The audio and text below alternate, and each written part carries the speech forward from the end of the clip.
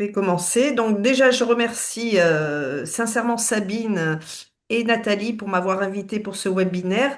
Voilà, c'est un sujet qui me tient particulièrement à cœur puisque moi-même je suis une ancienne migraineuse et que je travaille au centre de la douleur et je rencontre vraiment pas mal de patients souffrant de migraines chroniques depuis, ben, ça fait 25 ans que je suis ici. Donc, je connais bien la pathologie et justement cette pathologie avec ses impacts sur la vie quotidienne et la vie professionnelle. Donc, moi, je suis assistante sociale au Centre de la douleur, comme je vous l'ai dit, depuis 25 ans. Je m'occupe de tout ce qui est droit social et droit du travail des patients douloureux chroniques, puisqu'on a une moyenne d'âge de 45 ans. Et 45 ans, ça veut dire que c'est des personnes qui sont censées travailler et qui, par leur pathologie chronique, que ce soit la migraine ou des douleurs, ben, ont des problématiques en lien avec le travail. Donc, alors, je vais partager, Sabine, mon PowerPoint. Voilà, c'est bon pour tout le monde. Donc, voilà, je vous propose de dérouler ce webinaire ainsi. Donc, la migraine, quel impact sur le quotidien, même si je pense que la plupart d'entre vous connaissez. On va faire quelques petits rappels de chiffres qui sont souvent très parlants. Ensuite, on va essayer de comprendre dans toutes ces notions, incapacité, inaptitude, invalidité, il y en a d'autres, où est-ce que vous vous situez, quels sont vos droits, quelle différence entre tous ces statuts, toutes ces notions, et essayer d'y voir plus clair. Et ensuite, comment s'y prendre pour faire reconnaître au mieux ses droits. Alors, ce que je voulais vous préciser, c'est que dans la législation sociale en France, ce serait trop simple, il n'y a pas qu'un seul régime, il y a une vingtaine de régimes. Donc aujourd'hui, j'ai choisi de vous présenter le régime général puisque c'est à peu près, chez nous en tout cas au centre de la douleur, mais un petit peu partout en France, dans ceux qui consultent dans les centres de la douleur, c'est à peu près 80%, 85% de nos patients. Ensuite, après, il y a la fonction publique et tous les autres régimes. Donc le régime général s'adresse à la plupart d'entre vous. Alors la migraine, quel impact sur le quotidien? Donc là, les chiffres sont éloquents, hein. C'est 14% de la population mondiale, ce qui représente à peu près 1 milliard, hein, de personnes qui souffrent de migraine chronique dans le monde, ce qui n'est pas rien. C'est la deuxième cause de handicap dans le monde et ça touche essentiellement une population jeune, comme je vous disais tout à l'heure, hein, une personne sur deux entre 30 et 49 ans et ça correspond vraiment à la moyenne qu'on a nous en centre de la douleur. Et bien évidemment, 2 personnes sur 3 sont des femmes. Donc voilà. Ensuite, on sait que la migraine, ça a un impact sur tous les aspects de votre vie, que ça soit la vie personnelle, mais aussi la vie professionnelle, hein. 51% des patients migraineux ont manqué une ou plusieurs journées de travail au cours des 3 derniers mois, ce qui est énorme, hein. C'est un patient migraineux sur deux.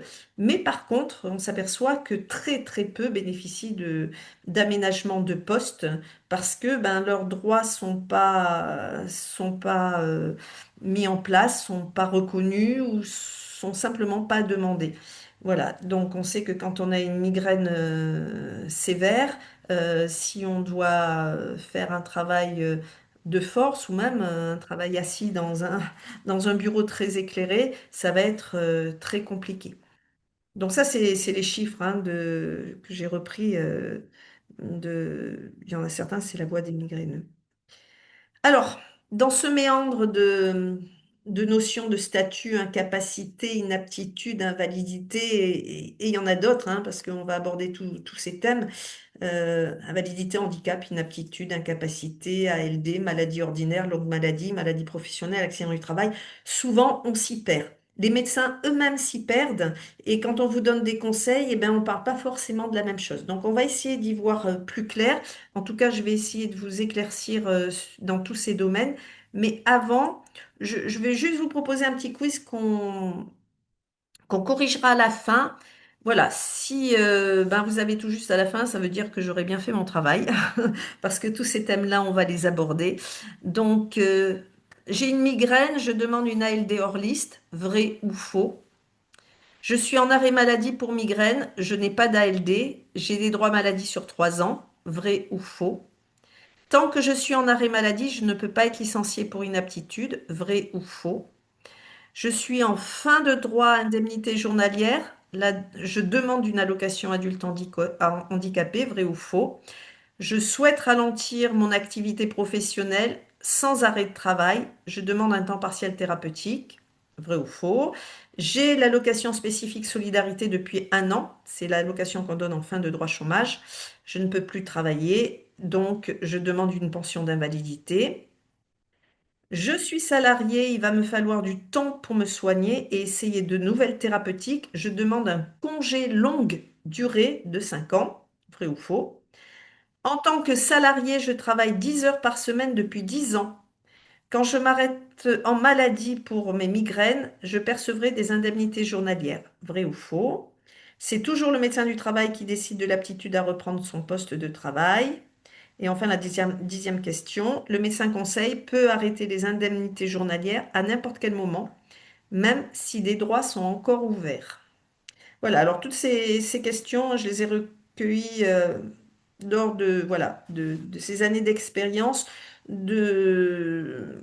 Souvent, il y a des fausses croyances, il y en a qui sont vraies et il y en a qui sont fausses parce que on entend un peu tout et du coup, il faut être sûr de ce qu'on dit et de ce à quoi on a droit. On va commencer parce que vous connaissez tous peut-être, hein, c'est l'arrêt de travail en maladie ordinaire. Donc la maladie ordinaire, c'est comment on fait? Ben, on a 48 heures pour déclarer son accident, son arrêt de travail, sauf en hospitalisation, hein. Si vous êtes hospitalisé, il n'y a plus cette notion des 48 heures, hein, ça peut être une semaine après. Euh, il y a le délai de carence de 3 jours, sauf s'il y a une rechute de moins de 48 heures. Alors, comment on peut faire pour annuler ces 3 jours de carence? Parce que moi, j'ai des patients migraineux, par exemple, ils vont être absents une semaine ce mois-ci. Dans 3 mois, ils vont être absents 15 jours. Et à chaque fois, il y a 3 jours de carence. Donc, on va voir comment on peut faire pour annuler ces jours de carence. En fait, pour annuler ces jours de carence, il faut une ALD, une affection longue durée. Et du coup, comme ça, on l'a la première fois et pas les autres rechutes. Et vous allez me dire, oui, mais avec une migraine, on n'a pas droit à une ALD. On verra ça tout à l'heure. Donc, les droits ouverts pour avoir un arrêt maladie, hein, c'est pour tout le monde pareil. C'est avoir travaillé 600 heures au cours des 12 derniers mois, ce qui équivaut sur 1 an à 12 heures et demie par semaine. Donc déjà, ça doit vous faire tilt sur une des questions du quiz. Si vous avez travaillé moins de 12 heures et demie par semaine, moi j'ai des patients hein, qui travaillent moins de 12 heures et demie par semaine, s'ils sont malades, ils n'ont pas d'indemnité journalière.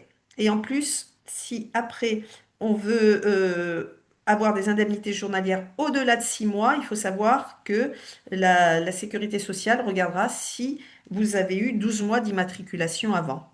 Alors, la plupart du temps, oui, on les a, ces droits administratifs, mais il y a toujours des exceptions qui ne les ont pas et qui ne peuvent pas prétendre aux indemnités journalières. Il faut savoir que les droits en maladie ordinaire sont ouverts sur 1 an, 360, même pas 1 an, 360 jours sur une période de 3 ans. C'est-à-dire que si vous avez été arrêté 4 mois l'année dernière, il vous restera que 8 mois cette année.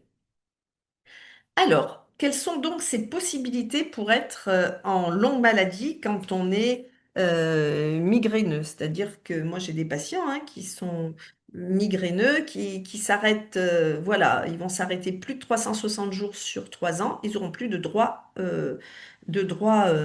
indemnité journalière. Donc, il existe deux sortes d'ALD. Les ALD, c'est des affections longue durée, hein, le 100%.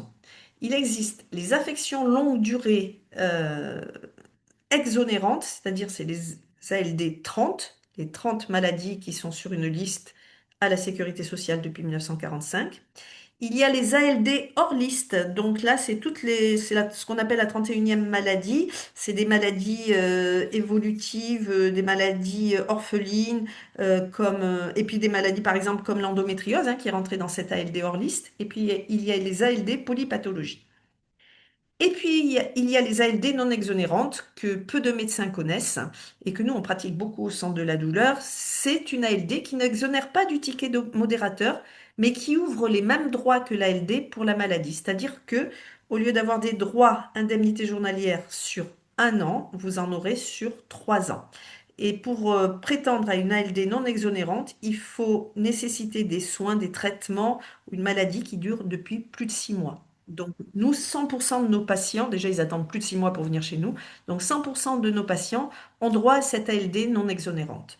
Donc, il ne faut pas se priver de faire cette demande parce que ça ouvre des droits, certes, hein, pour l'arrêt maladie sur 3 ans.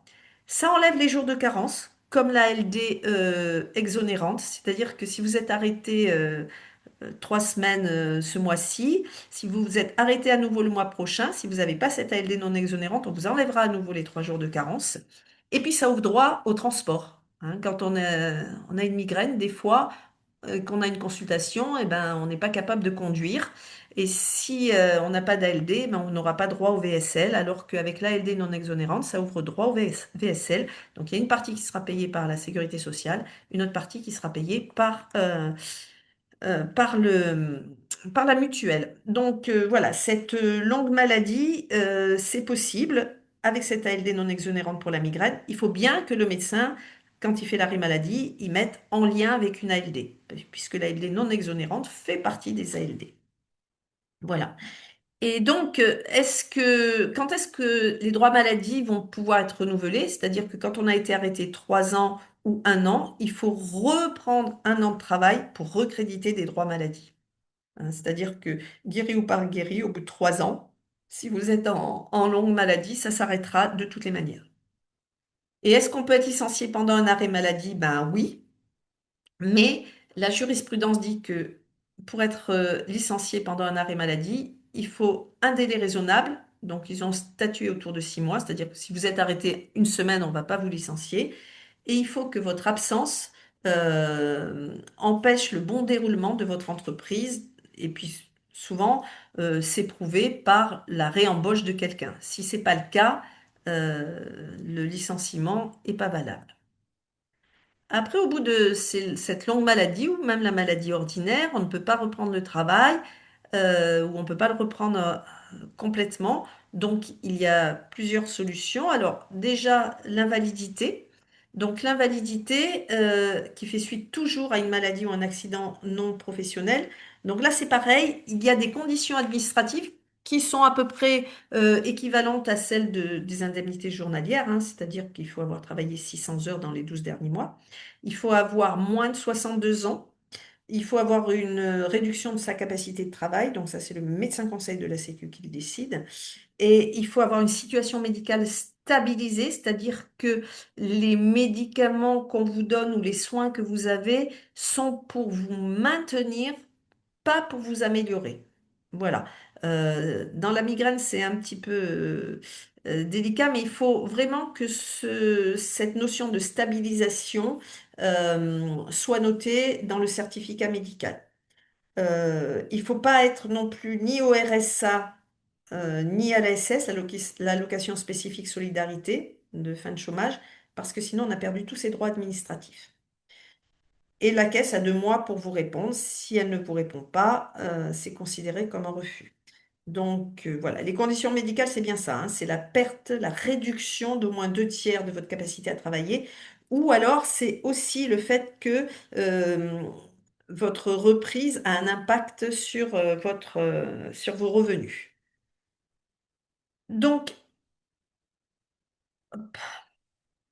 combien de... Alors, ce que je vous disais, hein, l'ASS et le RSA, on perd tous ces droits administratifs. Donc, inutile de demander une invalidité, de faire des recours. Moi, j'ai des patients, quand ils sont arrivés ici, ils étaient en fin de droit chômage. Ils s'étaient aperçus qu'ils ne pouvaient plus travailler. Donc, et ils faisaient recours sur recours pour avoir leur invalidité. Sauf que la Sécu dit jamais pourquoi. exactement pourquoi vous l'avez pas, cette invalidité. Donc, c'est pour éviter de perdre voilà, des droits, il vaut mieux toujours faire une demande d'invalidité si on sent qu'il va y avoir une difficulté à reprendre le travail.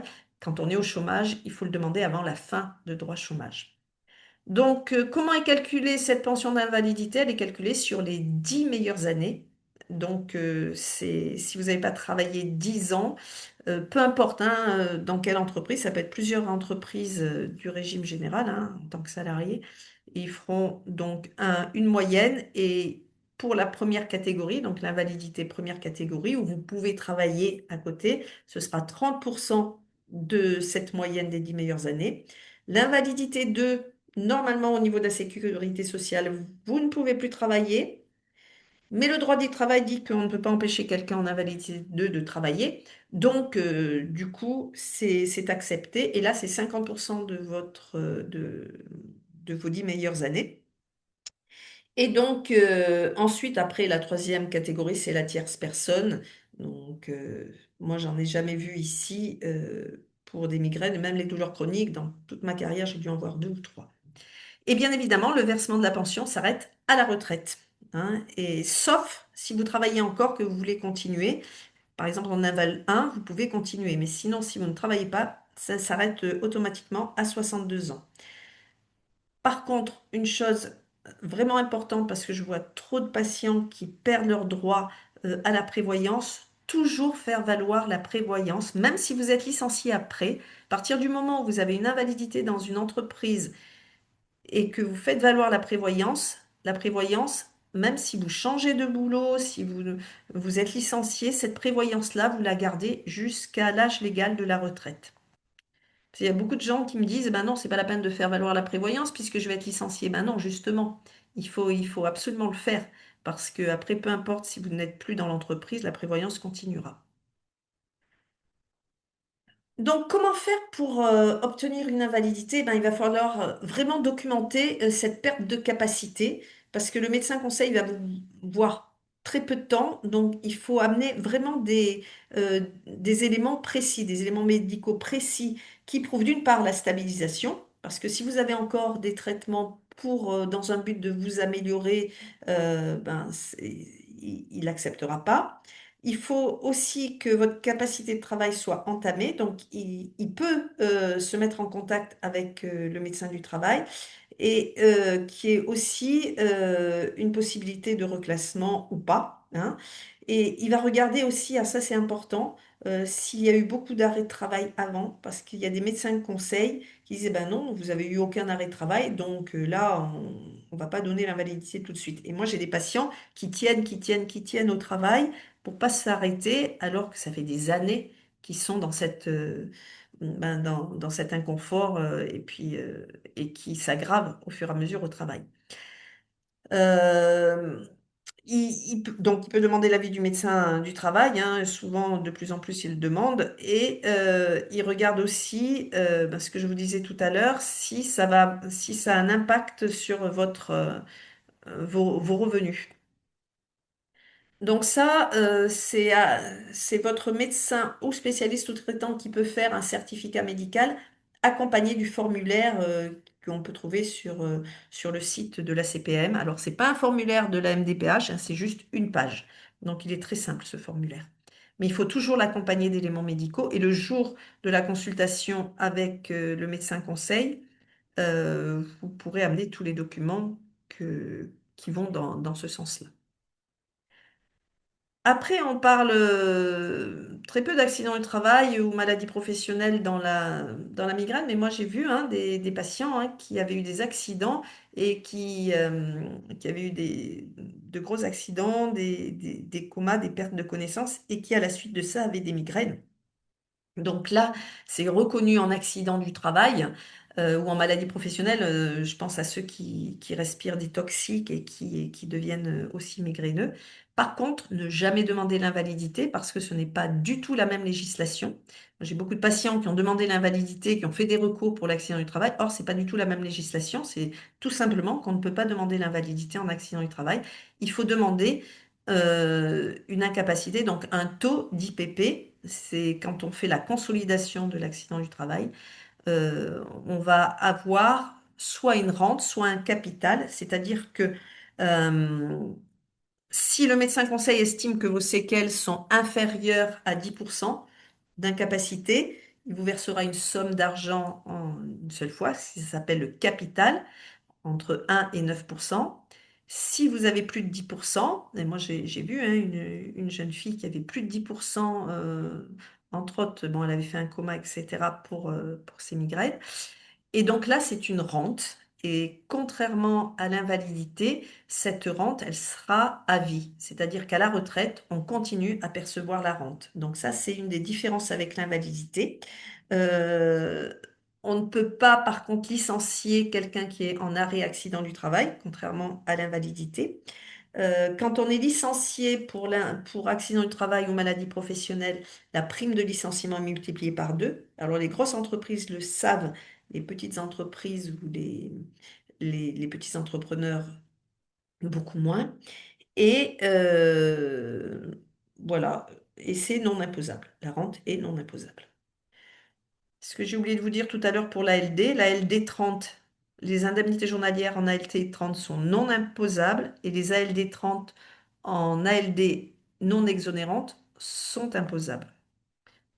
Donc voilà, il faut bien connaître ses droits parce que des fois, pour les impôts, il faut toujours bien vérifier hein, si on vous a bien déclaré en non imposable ou pas.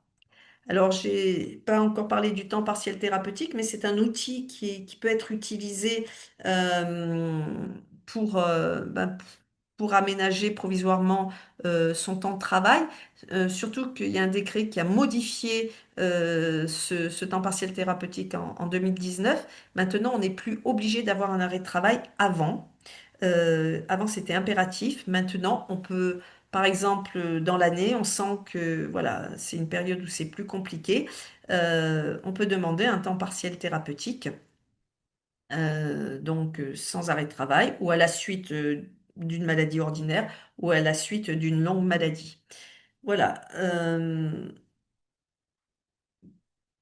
Qu'est-ce que je peux vous dire d'autre? Ben, c'est effectivement compensé au niveau du salaire par l'assurance maladie, une partie payée par votre employeur et une partie par la sécurité sociale. Est-ce que l'employeur peut refuser? Oui, mais il faut qu'il argumente, c'est-à-dire que il peut refuser si le poste n'est pas aménageable. Et c'est toujours en accord avec le médecin du travail, bien sûr.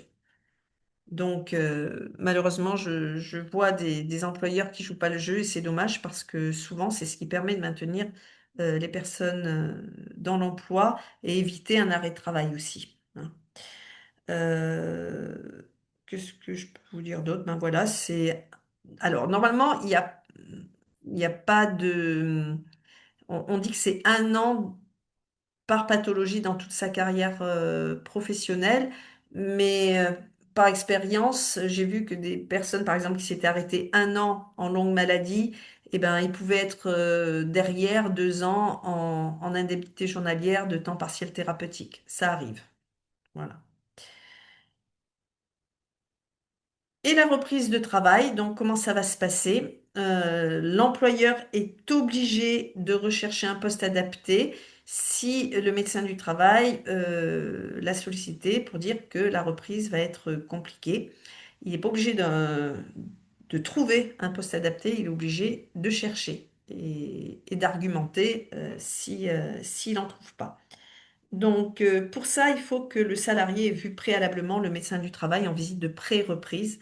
Ça, c'est important parce que pendant cette période, vous serez encore payé en indemnité journalière et l'employeur ne se prononcera qu'après euh, la fin des indemnités journalières. Donc, s'il n'y a pas de possibilité de reclassement, eh ben, ce sera un licenciement pour inaptitude, hein, malheureusement. Mais là aussi, c'est très réglementé. L'employeur a 1 mois pour vous licencier après l'inaptitude, pas un jour de plus. hein. Là, c'est pareil, les grosses entreprises le savent, les petites entreprises beaucoup moins. Moi, ça m'est arrivé de réintroduire des salaires de patients qui étaient licenciés depuis, enfin, qui étaient en inaptitude depuis 2, 3 mois, qui avaient plus d'indemnité de la Sécu, mais qui avaient plus de salaire. Or, au bout de 1 mois et un jour, l'employeur doit reprendre le salaire. Voilà. Et après, une reconnaissance en qualité de travailleur handicapé, oui, moi je préconise toujours de le faire avant la reprise de travail pour pouvoir bénéficier, on va voir après, mais de postes adaptés et de formations spécifiques, d'accompagnement aussi spécifique.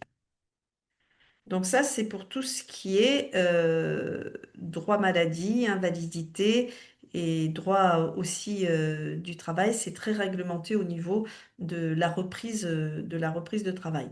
Et c'est sûr qu'il vaut mieux être dans une grande entreprise que être dans un petit commerce. Voilà, moi, j'ai un ami qui est cordonnier, qui a 2 salariés. Quand il y en a un qui est absent, ben, qui revient, le poste est difficilement adaptable.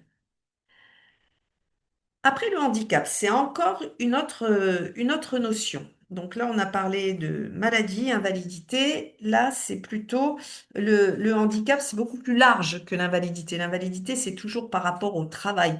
Alors que le handicap, alors déjà, c'est pas géré par les mêmes instances, hein. Le handicap, c'est géré par les maisons départementales des personnes handicapées. Et ils n'ont pas les mêmes missions. Du reste, ça se connecte pas entre eux.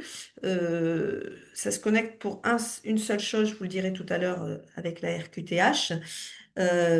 Voilà, donc ces personnes, le MDPH permet d'accompagner les personnes dans tous les domaines de leur vie, les personnes handicapées. Ça peut être à la maison, ça peut être pour le travail aussi, mais ça peut être voilà, pour les transports en commun, pour avoir une aide de vie, pour aménager son domicile, pour aménager son véhicule. Euh, et donc, il y a plusieurs missions, hein, une mission d'accompagnement, d'écoute, d'information, d'orientation, et puis de statuer au plus près de votre état pour vous donner une orientation très, très précise. Donc, ce que je vous disais, hein, le handicap, c'est vraiment une limitation d'activité euh, partielle ou totale hein, dans la vie de tous les jours, la vie en société.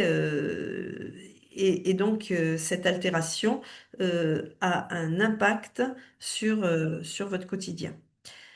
Donc voilà, je vous ai mis la définition, mais je pense que vous la connaissez. Alors, qu'est-ce que permet justement ces maisons départementales du handicap? Parce que souvent, les gens me disent, j'ai fait un dossier MDPH. Mais ça ne veut pas dire grand-chose, j'ai fait un dossier MDPH. J'ai fait un dossier à la MDPH, mais pour demander quoi? Alors, dans votre cas, plusieurs possibilités. Ben, tout d'abord, cette reconnaissance en qualité de travailleur handicapé. Nous, on le préconise énormément parce que là, moi, j'avais une jeune fille voilà, qui avait fini ses études d'avocate, mais qui était très, très migraineuse. Elle avait, grâce à cette RQTH, pu négocier du temps en télétravail. Par exemple, voilà, la RQTH, ça permet de faire ça, de financer aussi des écrans adaptés ou elle avait eu quand même pas mal de choses par son cabinet d'avocat, ce qui lui facilitait la vie hein, et qui lui permettait surtout d'être maintenue dans l'emploi. Ça permet aussi des formations, ça permet aussi une répartition des horaires autrement et toujours par contre en lien avec le médecin du travail. Ensuite, il y a l'allocation adulte handicapé. Donc, l'allocation adulte handicapé, ça se demande bien évidemment après toutes les prestations de droit commun qu'on a vues tout à l'heure. On ne peut pas demander à la fin d'un arrêt maladie, on ne peut pas demander euh, l'âge en première intention. Il va falloir demander d'abord l'invalidité et aussi l'allocation supplémentaire d'invalidité. Tant qu'on n'a pas demandé ça, alors on peut demander hein, l'allocation adulte handicapé, mais la CAF va vérifier tout ça. Et s'ils ont commencé à vous payer, ils vont vous demander de rembourser. Donc là, c'est vraiment important de demander d'abord tout ce qu'on a vu avant, si on a des droits ouverts, bien évidemment. Alors le montant de la H1 est de 1033 et quelques en 2026 Et depuis 2023, c'est une allocation qui est déconjugalisée. Et heureusement, parce que ça faisait des années que c'était demandé. Ensuite, après la MDPH, on peut demander des cartes, hein. Je ne vous ai pas tout mis, mais on peut demander les cartes mobilité inclusion, les CMI priorité, les CMI invalidité et stationnement. Alors le stationnement, nous dans le Puy-de-Dôme en tout cas, mais c'est bon, tous les critères sont pas, malheureusement pas les mêmes dans tous les départements, même s'il y a des critères nationaux. Nous, si les patients peuvent marcher plus de 100 mètres tout seuls, il y aura pas de carte de stationnement. Moi, j'ai une petite jeune là qui s'est fait amputer d'un bras, mais comme elle peut marcher, elle n'a pas eu la carte de stationnement. Donc voilà, c'est leur critère. Alors après, ce qui est important, c'est comment s'y prendre pour faire reconnaître ses droits, hein, au niveau de la MDPH, parce que c'est vrai que les commissions ont tellement de dossiers qu'ils vont regarder ça vite fait. Si c'est un peu vide le dossier, ils vont vite passer, ils vont vite rejeter de façon à ce qu'il y ait un recours. Mais voilà, ce qui est important quand on fait un dossier, alors d'abord pour la RQTH, il faut toujours dans ce dossier qu'il y ait un lien entre l'état de santé du patient et les conséquences concrètes sur un poste de travail. Je me rappelle, une secrétaire avait, j'en ai pas eu beaucoup de refus hein, de RQTH, j'ai dû en avoir deux ou trois. Un qui n'était pas stabilisé, donc ça aussi c'est important, il faut que l'état de santé soit stabilisé, même si dans la migraine, ben, la stabilisation c'est finalement d'avoir toujours mal et toujours le même traitement, hein. C'est dommage, mais c'est comme ça.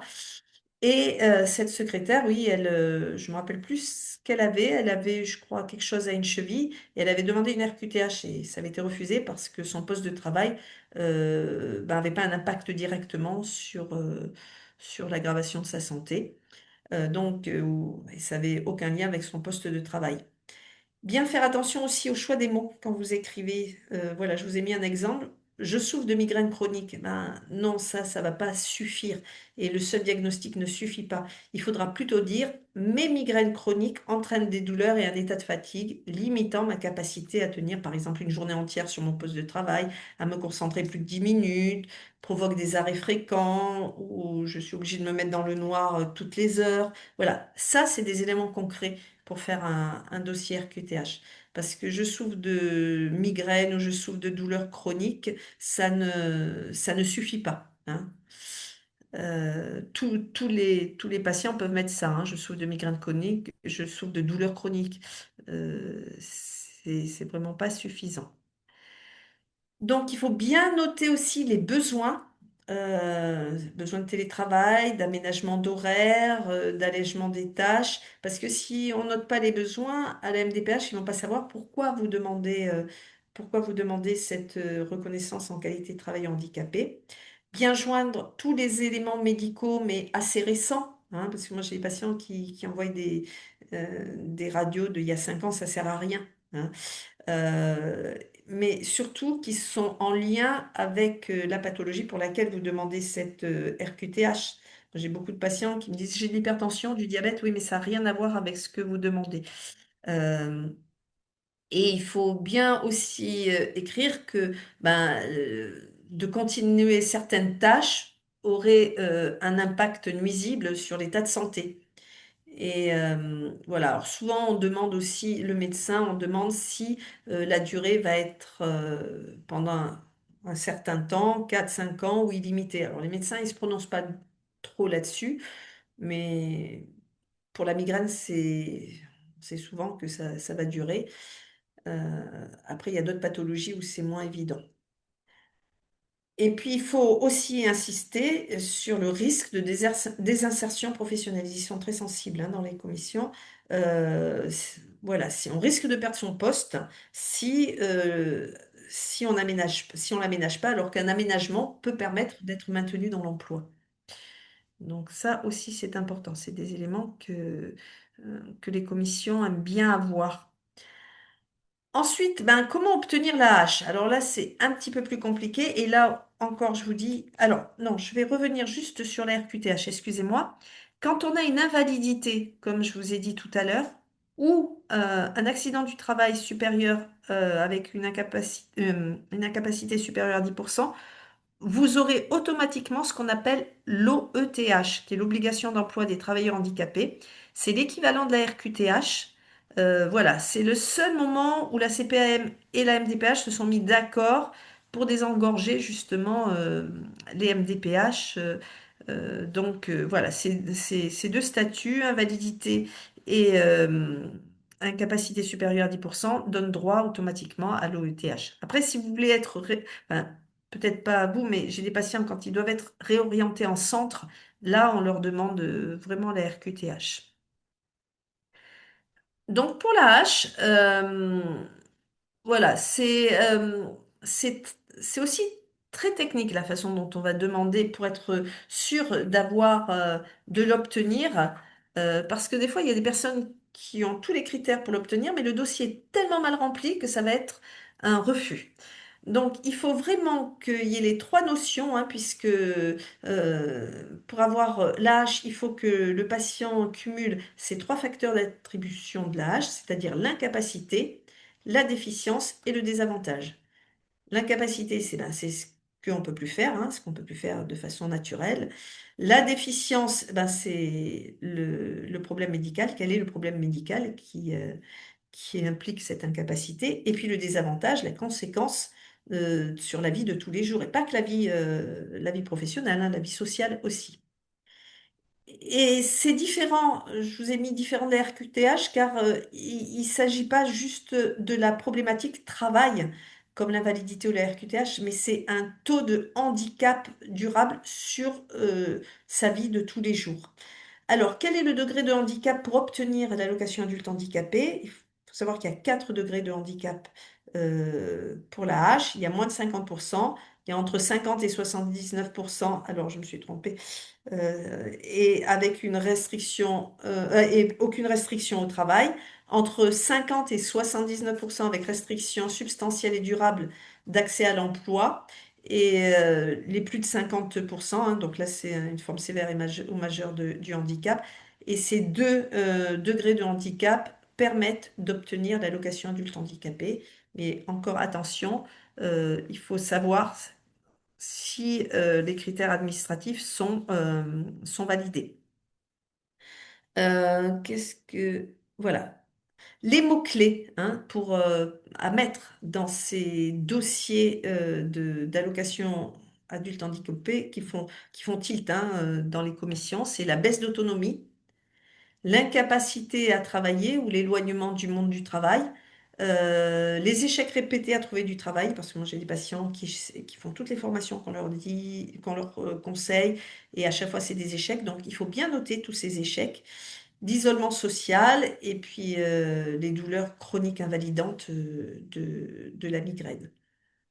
Et il faut bien décrire son quotidien aussi. Il y a plein de places dans le dossier MDPH où vous pouvez décrire tout ça. Il vaut mieux en mettre plus que pas assez. Souvent, moi, je vois malheureusement des dossiers très vides et c'est dommage parce que les patients cumulent vraiment tous les critères et ils perdent des chances à avoir cet âge, surtout les personnes voilà, qui ont plus droit à tout ce qui est invalidité ou voilà, qui se retrouvent au RSA pour raison de santé. On ne devrait pas être au RSA pour raison de santé.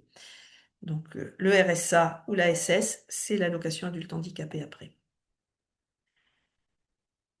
La règle à retenir, vraiment à retenir, le simple diagnostic ne permet pas à lui seul d'obtenir la H. C'est-à-dire que même, voilà, si le médecin a bien écrit les diagnostics avec tous les traitements et tout ça, ça va pas suffire. Il faut mettre, bien argumenté avec tous les éléments clés que je vous ai donnés juste avant.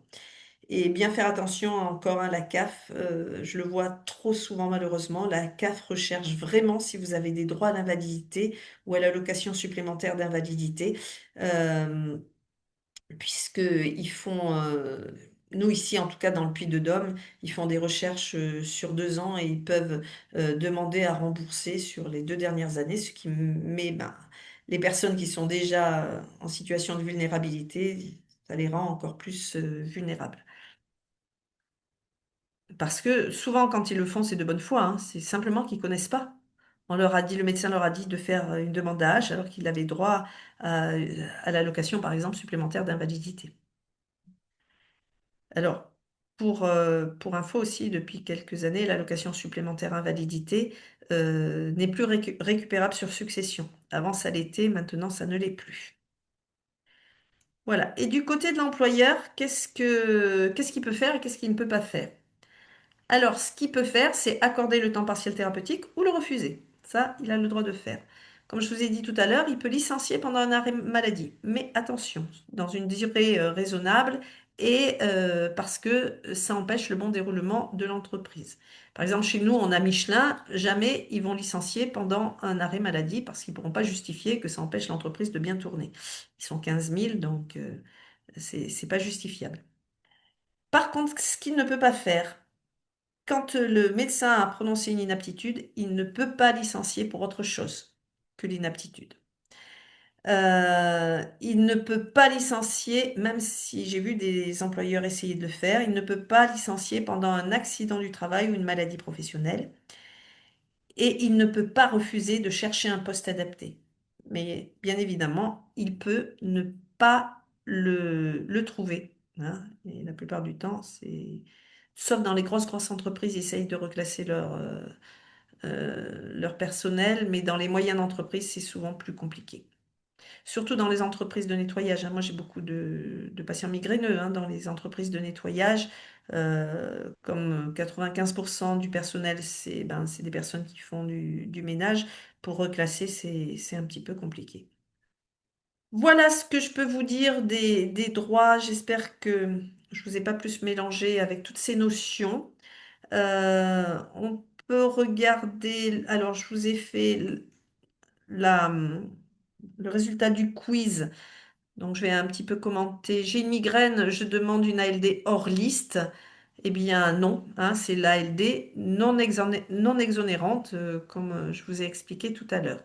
Je suis en arrêt maladie pour migraine, je n'ai pas d'ALD, j'ai des droits maladie sur 3 ans. Ben non, hein, vous aurez droit que à 360 jours donc à, à mettre sur 3 ans, mais ce ne sera pas 3 ans d'affilée. Pour ça, il faut être en ALD. Tant que je suis en arrêt maladie, je ne peux pas être licenciée pour inaptitude. Oui, c'est vrai, hein. Je suis en fin de droit indemnité. Je demande l'allocation adulte handicapé. Ben non, hein, c'est ce qu'on vient de voir. Il faut d'abord demander l'invalidité et l'allocation supplémentaire d'invalidité. Et la prévoyance. Il faut jamais oublier la prévoyance. Et juste une petite astuce, beaucoup de personnes ne savent pas qu'ils ont une prévoyance invalidité. Pourquoi? Parce que l'employeur le dit pas. Et souvent, quand les personnes sont en invalidité, l'employeur n'actionne pas la prévoyance parce que ça veut dire que l'année d'après, il va payer plus cher. Donc, je vois ça une fois sur deux, l'employeur n'actionne pas. Et et le salarié ne sait pas, ne sait vraiment pas qu'il a cette prévoyance. Alors, une astuce, dans votre bulletin de salaire, il faut regarder la ligne euh, incapacité, invalidité, décès. Voilà, si vous voyez complémentaire santé, incapacité, invalidité, décès, et que dans la ligne, il y a un prélèvement, eh bien, ça veut dire que vous avez une prévoyance. Ensuite, je souhaite ralentir mon activité professionnelle sans arrêt de travail. Je demande un temps partiel thérapeutique. Ben oui, depuis 2019, c'est possible. J'ai l'allocation spécifique solidarité depuis 1 an, donc fin de droit chômage, et je ne pourrai plus travailler. Je demande une pension d'invalidité. Eh ben non, on a perdu ses droits administratifs, même si on a les critères médicaux, on n'a plus les critères administratifs. Je suis salarié, il va me falloir du temps pour me soigner et essayer de nouvelles thérapeutiques. Je demande un congé longue durée. Donc ça n'existe pas dans le privé. Le congé longue durée, c'est uniquement pour le statut de fonctionnaire. C'est un congé qui existe, mais dans le statut de fonctionnaire uniquement. En tant que salarié, je travaille 10 heures par semaine depuis 10 ans.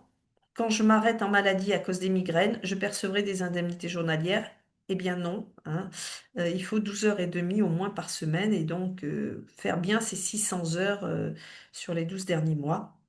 C'est toujours le médecin du travail qui décide de l'aptitude à reprendre son poste de travail. Bien, oui, c'est sa mission, c'est son rôle dans une entreprise.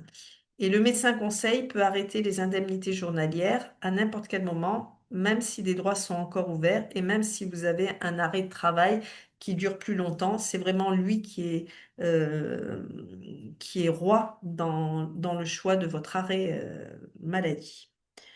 Donc voilà pour le résultat du quiz et je vous ai fait un petit récapitulatif voilà, de tous ces termes qu'on mélange un peu tous alors que ben, c'est pas la même définition, c'est pas les mêmes organismes qui statuent dessus et ça ouvre pas les mêmes droits.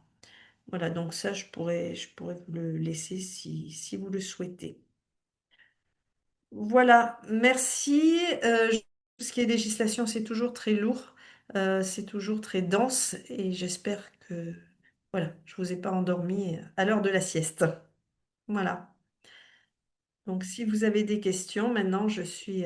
J'ai noté quelques questions Oui? dans le chat. Comment peut-on avoir des infos, des informations identiques pour la fonction publique? Alors pour la fonction publique, oui, ça nécessiterait un autre webinaire, hein, parce que c'est tout ce que je vous ai dit, ben, il faut l'oublier pour la fonction publique, parce qu'il y a des choses qui sont en commun et d'autres pas. Alors, le problème de la fonction publique, moi je me suis formée ici parce que je m'apercevais qu'il n'y a pas beaucoup d'endroits où on peut avoir ces informations-là. Sur Internet, il y a des erreurs. Alors, dans les grosses institutions comme le rectorat, les hôpitaux, les grosses mairies, il y a des assistants, assistantes sociales du personnel.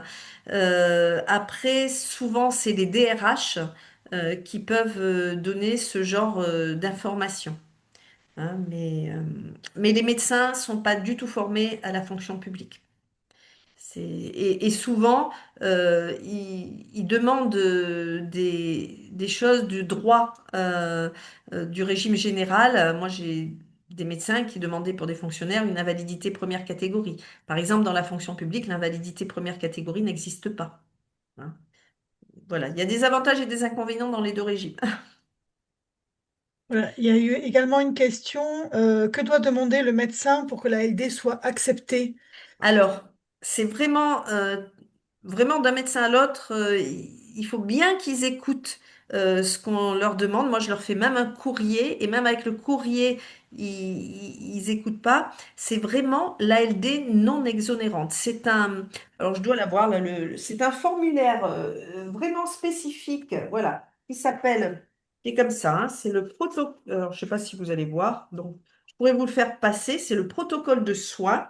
Donc là, c'est le formulaire papier, c'est la même chose sur l'ordinateur et c'est la case numéro 3, ALD non exonérante pour pathologie chronique nécessitant des soins supérieurs à 6 mois. Voilà, ça c'est les mots-clés. Et normalement, si il fait bien voilà, il coche bien la bonne case, parce que comme les médecins traitants ne connaissent pas la LD non exonérante, je dirais qu'une fois sur deux, ils vont demander la LD hors liste. Et les patients me rappellent en me disant, bah, ce que vous m'avez dit, ben, ça n'a pas marché parce que je viens d'avoir un refus. Et quand je regarde le refus, c'est bingo, ils ont demandé la LD hors liste. Donc, bien vérifier avec le médecin qu'il demande bien la LD non exonérante. Et ça ouvrira les droits que je vous ai dit tout à l'heure. Euh, voilà, il y avait la question, peut-on demander une invalidité lors d'un arrêt maladie? Oui, bien sûr, quand l'état est stable, il faut bien mettre état stabilisé. Alors, depuis le Covid, au niveau de la Sécu, parce qu'ils ont beaucoup de demandes, euh, ils ont tendance à dire, le service administratif a tendance à dire, vous avez encore des indemnités journalières, donc nous ne pouvons pas donner suite à votre demande. Ça, c'est le service administratif. Mais ils disent aussi, néanmoins, nous allons solliciter le médecin conseil qui prendra contact avec vous. Donc, mais il faut bien, bien noter que l'état est stabilisé. Parce que si on demande une invalidité et qu'on ne met pas que l'état est stabilisé, euh, eh ben, ils vont vous laisser en maladie. Combien de temps peut durer un temps partiel thérapeutique au maximum? Alors, au maximum, c'est tant qu'on a des droits aux indemnités journalières. Par exemple, alors quand on est en arrêt maladie ordinaire, c'est 1 an d'arrêt maladie ordinaire et 1 an de temps partiel thérapeutique. Voilà. Après, on peut continuer le temps partiel thérapeutique, mais il n'y aura plus d'indemnité journalière. Voyez? Mais par exemple, si quelqu'un demande un temps partiel thérapeutique au bout de 6 mois, moi je l'ai souvent vu ça, au bout de 6 mois d'arrêt maladie, eh ben, la Sécu acceptera le temps partiel thérapeutique pendant 1 an et demi, par exemple, puisque la maladie plus le temps partiel thérapeutique, ça, en tout, ça fait 2 ans. Donc, en fonction de quand on prend le temps partiel thérapeutique, voilà, ça pourra jamais être au-delà de 1 an après le droit maladie. Pareil pour la longue maladie, c'est 3 ans plus 1 an. Et si au On bout nous de demande, 2 ans d'arrêt longue maladie, vous prenez un temps partiel thérapeutique, il se peut que vous ayez derrière 2 ans de temps partiel thérapeutique. on nous demande s'il est possible de dire un mot sur la demande de prise en charge exceptionnelle de la CPAM C'est-à-dire, pour les personnes qui ont à leur charge les traitements. Euh, alors, euh, moi, enfin, les prises en charge exceptionnelles, donc, bon, il y a des médicaments, c'est les médecins qui le font, ça, moi, qui n'ont pas l'AMM, donc ça passe pas par moi. Par contre, il y a deux choses. S'il y a des traitements ou moi, je vois beaucoup avec le TENS, quand il y a une prise en charge sécu, mais que tout n'est pas remboursé, on peut demander une aide exceptionnelle. Il y a un dossier à remplir avec les charges et les ressources. Et là, c'est en fonction de, voilà, si la personne a des petites ressources, ça, moi, je le fais tout le temps. Ça fonctionne assez bien sur ou traitement ou appareillage. Après, quand je pense aux VIEPTI, comme il n'y a pas de prise en charge sécu, il n'y aura pas de prise en charge exceptionnelle. C'est un exemple. je vous coupe. Hmm. En fait, le Viepti, il est pris en charge à l'hôpital. Il À s'agit l'hôpital, des... oui, chez nous. Mais quand on veut le faire en HAD, ça marche pas, par exemple, voyez. Ah oui, oui, Ouais, ça, je ouais, suis l'HAD, d'accord. ils veulent pas parce que ça coûte trop cher. Ils peuvent pas faire le même montage que nous, on fait ici à l'hôpital. Nous, à l'hôpital, on met 3 soignants pour, voilà, il y a plein de choses. On a fait un montage, nous, au centre de la douleur pour le VIEPTI, et ça fonctionne parce que c'est très, très cher. Mais par exemple, quand on veut passer les personnes en HAD, ils refusent. Il faut Parce que bien spécifier qu'HTAD, ça veut dire Ah, hospitalisation à hospitalisation à domicile. domicile. Excusez-moi, oui, c'est mon langue. Voilà. Nous avons encore Et quelques questions pour les personnes qui sont en libéral. oui, alors En- ça, c'est un autre statut. Même si maintenant, ça fait partie des indépendants de la CPAM. Alors, tout ce que j'ai dit, ça fonctionne, sauf pour le mode de calcul qui est différent. Par exemple, la validité, ça va être sur les 3 dernières années euh, voilà, d'activité. Il y a des petites nuances comme ça, mais en règle générale, moi, j'ai pas mal de personnes en libéral qui font partie des indépendants. Voilà, c'est les mêmes démarches, mais c'est pas les mêmes modes de calcul pour maladie et invalidité. Après, pour tout ce qui est MDPH, c'est la même chose, libéral ou pas. Par contre, en libéral, la RQTH, quand on est seul à son compte, ça va pas servir à grand-chose. Hmm. On nous demande également s'il est possible de préciser ce qu'est la stabilisation. Alors, la stabilisation, c'est quand on est arrivé, alors, quand on a essayé beaucoup de thérapeutiques et que l'État, c'est ce que je vous disais pour la migraine, c'est un petit peu plus pointu, mais quand l'État, avec les médicaments, permet de trouver un équilibre, c'est-à-dire que ça va plus s'aggraver, ça va plus s'améliorer. On est dans une acceptation de confort ou voilà, ou de maintien. Et ça, le médecin conseil va regarder s'il y a encore, par exemple, des hospitalisations de prévues, si on peut encore monter les doses de ce qu'on vous donne, voilà. Et par contre, c'est le médecin qui fait le dossier, qui doit marquer stabilisation. Voilà, on a essayé plusieurs thérapeutiques. On est arrivé à, à une thérapeutique qui maintient la personne dans un certain confort de vie. C'est ce que mettent nos médecins. Et donc, on peut considérer que l'état de ce patient est stabilisé. Si on est encore toujours dans une recherche de diagnostic, une recherche de traitement en attente d'une hospitalisation, c'est pas une stabilisation. Voilà. Mais je vous dis D'accord. encore, dans la migraine, c'est plus délicat parce qu'on sait que c'est par crise. Mais si, voilà, si quelqu'un, grâce à un traitement, maintenant, par exemple, je sais pas moi, 2 crises par mois au lieu de tous les jours, eh ben, ça veut dire que voilà, on sera arrivé à une stabilisation. Nous avons également une personne qui demande s'il est possible de clarifier la question de l'AAH et de l'invalidité. Faut-il avoir demandé d'abord l'invalidité et avoir un refus pour faire la demande d'AAH? Et peut-on quand même faire la demande d'AAH si nous n'avons pas d'invalidité? Alors moi, j'aurais tendance à dire qu'on peut faire les deux en même temps. Pourquoi? Parce que c'est tellement long pour la hache que quand on se retrouve avec le refus d'invalidité et qu'on se retrouve face à rien, il vaut mieux avoir fait la demande d'AH. Et la demande d'AH, il vaut mieux la faire bien avant la fin de l'arrêt maladie. Quitte à ce que ça ne pas s'en servir après, mais c'est une garantie. Mais de toutes les manières, il faudra faire valoir l'invalidité avant.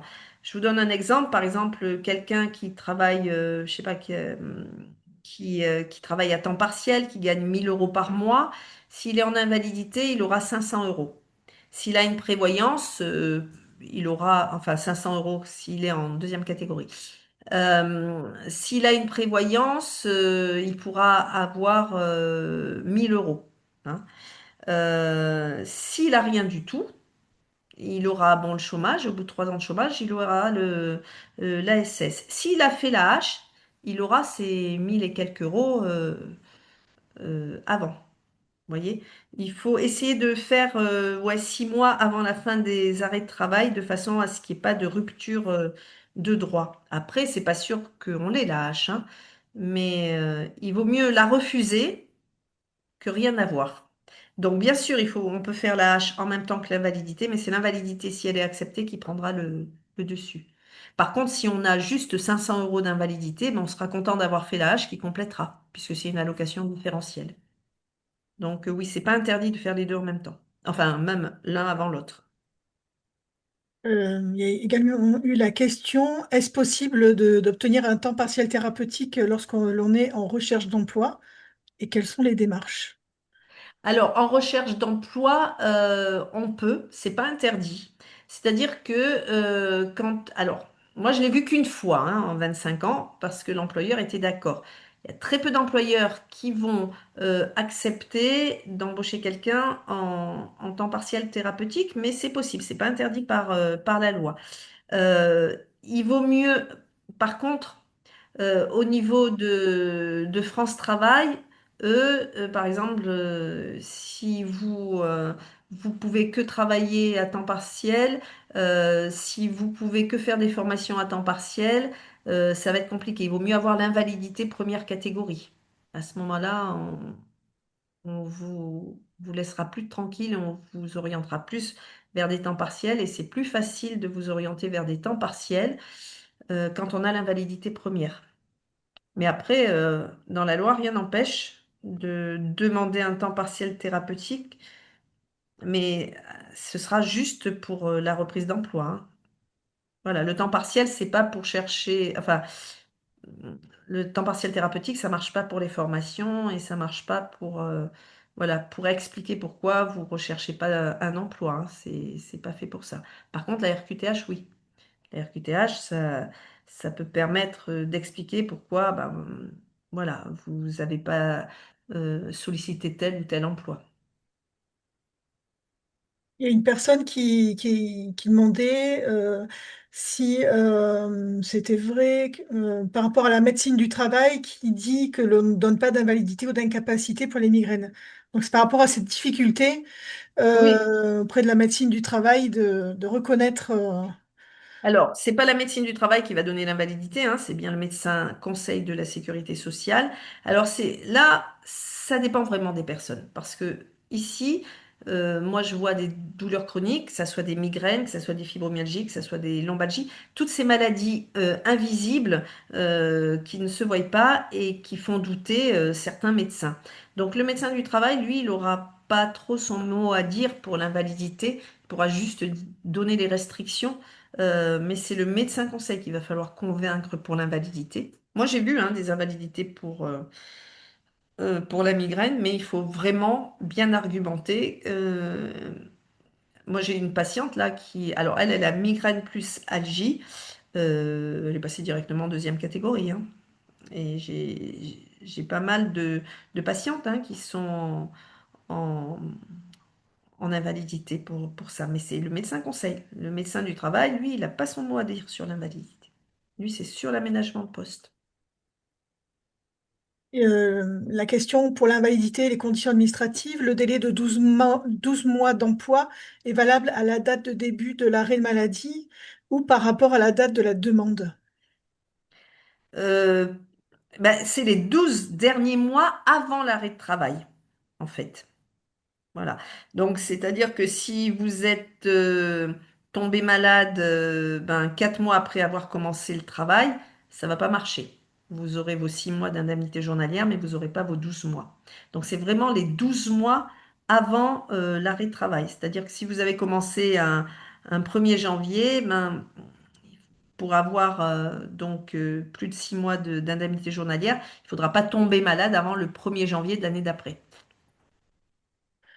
Une question qui est revenue plusieurs fois, est-ce qu'il est possible de faire une formation avec son CPF pendant son arrêt de travail, sachant qu'il ne sera pas possible de reprendre son travail Oui, si on reste chez soi. Si c'est en distanciel, oui. Mais si c'est en ce... Moi, j'avais une patiente, elle allait à Lyon, de Clermont-Ferrand, elle allait à Lyon pour faire sa formation pendant son arrêt. Donc ça, c'est non. Sauf si le médecin de la Sécu a donné son accord, parce que des fois, ils accordent une formation en lien avec le médecin du travail pour préparer la reprise.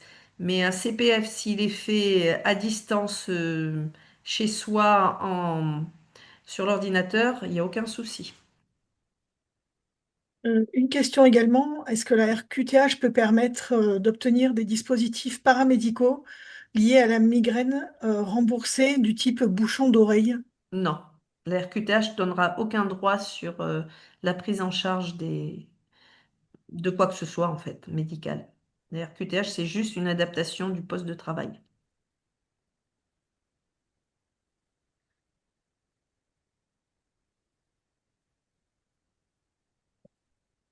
Je regarde. Il y avait aussi le cas d'une personne qui expliquait que elle avait une ALD non exonérante sur 5 ans, puis la CPM a refusé le renouvellement. Est-ce que le renouvellement a été fait sur la même chose? Parce que moi, j'ai quasi jamais eu de refus hein, d'ALD non exonérante. Est-ce que voilà, c'était toujours pour la même chose? Il faudrait savoir si le renouvellement, il a bien été refait par le même médecin, si c'était bien une ALD non exonérante qu'a redemandé le médecin ou une ALD hors liste. Souvent, c'est ça. Il faut bien regarder le refus, ce qui a été refusé. Voilà, il est encore question, la médecine du travail m'a dit qu'on ne donne pas d'invalidité ou d'incapacité de travail pour des migraines. Est-ce vrai ou est-ce de la désinformation de leur part? Oui, Voilà. c'est de la désinformation, parce que moi, j'ai des migraineux qui ont l'invalidité, hein. Donc, c'est pas Moi, vrai. j'ai vu une question très importante, la différence entre médecin du travail, médecin conseil, médecin traitant. Comment Oui, fait-on? c'est important comme question, tout à fait. Je vous remontre ma dernière diapo. Le médecin traitant, c'est lui qui va tout coordonner. C'est lui qui va pouvoir instruire tous les dossiers dont on a parlé. ALD, invalidité, euh, allocation adulte handicapé, RQTH. Donc ça, le médecin traitant, il est au centre de tout. Et lui, ben, c'est lui qui fait les dossiers, qui connaît la personne et qui remplira toutes les parties médicales.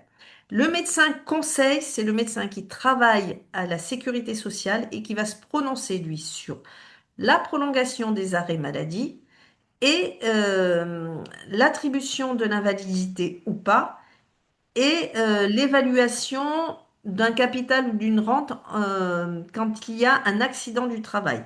Donc ça, le médecin de la sécurité sociale, il sera sur ces trois versants. Maladie, invalidité, accident du travail. Ensuite, le médecin du travail. Lui, le médecin du travail, il se prononce sur l'aptitude ou l'inaptitude à reprendre le poste, à aménager le poste ou alors à être licencié pour inaptitude. Donc, c'est pas lui qui licencie, mais c'est lui qui propose l'inaptitude à tout poste. Donc, lui, il travaille soit dans l'entreprise, soit avec l'entreprise en fonction du nombre de salariés. Et après, il y a le médecin, la commission avec des médecins de la MDPH qui, eux, vont se prononcer sur tout ce qui est demandé à la MDPH. Mais c'est vrai qu'il y a beaucoup de médecins qui tournent autour du patient et souvent, on ne sait pas à qui demander quoi. Donc, c'est pour ça que cette diapo, j'avais un petit peu centralisé euh, les rôles de chacun. Et le médecin du travail, lui, il coordonne tout ça. Il coordonne et il instruit dans voilà, ce qu'on lui demande. Par exemple, un médecin traitant n'a pas le droit de vous refuser de faire une demande de dossier MDPH. C'est inscrit dans les missions obligatoires de l'ordre des médecins. Donc, ça arrive trop souvent que des médecins refusent de remplir le certificat médical, c'est sûr, ils vont y passer du temps, ils sont payés pour ça, hein. Euh, il y a une cotation pour les médecins pour remplir les dossiers de la MDPH, donc ils n'ont pas le droit de refuser.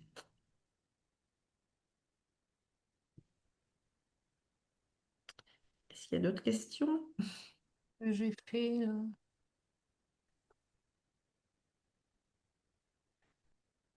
je pense qu'il est 14h15. On a Oui. répondu à beaucoup de questions. Merci à vous d'être là. On va essayer de mettre ce webinaire en ligne le plus rapidement possible. On doit un petit peu faire des montages vidéo puisqu'il y a eu un peu des couacs au début. Oui, On fait non, mais bon, on s'en est bien sorti quand même, finalement, avec la technique. ça, c'était vraiment très génial et merci beaucoup à vous, Simone, pour toutes Ben, avec les plaisir, explications n'hésitez pas, hein, très claires. On va essayer de vous faire aussi des récapitulatifs point à point, peut-être avec l'aide de Simone pour que ce soit encore plus explicite. Parce que là, D'accord. Oui, si vous voulez que je fasse un petit livret récapitulatif, je on dois voir verra ça. comment vous se débrouiller, mais là, je pense qu'on va s'arrêter là. Il y a des personnes qui doivent reprendre le travail, vous aussi, Oui, moi aussi. Nathalie aussi. Donc, je vous souhaite Euh, un très bel après-midi et à bientôt pour le prochain webinaire. On n'a pas Eh ben, encore. merci beaucoup Sabine et Nathalie. Et puis c'était un plaisir de travailler avec vous et j'espère que ben, ça a pu servir à certaines personnes. Voilà. Et Merci beaucoup. au plaisir N'hésitez, de vous pardon, revoir. oui, n'hésitez pas à retourner sur notre site internet. Vous trouverez beaucoup d'informations également sur le site internet. Ok. Bonne journée, au Bonne revoir. journée, merci. Au revoir. Merci. Au revoir.